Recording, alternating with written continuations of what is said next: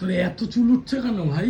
বুঝতে পারছি না। খুব টেনশনে আছে, খুব টেনশনে আছে। টাক পড়ে যাবে? হ্যাঁ আমার বলে না দেখিস তাকে কোন টাক করে যাবে গো। বাবা এরকম চুল উঠলে দুদিন পরে দেখো জানাও। কত চুল পড়ছে দেখো। এত চুল পড়লে হবে কি করে রে? তোমার কেউ কিছু সাজেস্ট করো, মানে কিছু ভালো কিছু জানলে সাজেস্ট করো তো। পেঁয়াজের রস মশলা যদি দিত তাও হইতো। পেঁয়াজের রস দিয়ে কাজ হবে। ওটা বন্ধ হয়ে যায়। এই দেখো, কেউ কিছু জেনে থাকলে একটু সাজেস্ট করো তো, মানে কি দিলে পুরোপুরি কমে যাবে। কমবে না, চুল পড়ার কারণ আছে। ফার্স্ট কথা রাত জাগলে চুল পড়ে। আর আরেকটা কথা হচ্ছে আমি সিজারে বাচ্চা, ইঞ্জেকশনটা পুরো শেষ। না না, আমার মনে হয় ক্যান্সার হয়েছে। ঢং করিস না, সেটা সবাই জানে সিজারে বাচ্চা হলে চুল ওঠে, কিন্তু এরকম না, উঠে না। কিনা আমার কমেন্ট করে জানিয়ে তো যারা সিজারিয়ান মা আছো। কি সিজারিয়ান? আচ্ছা আচ্ছা ঠিক আছে চল। সত্যি?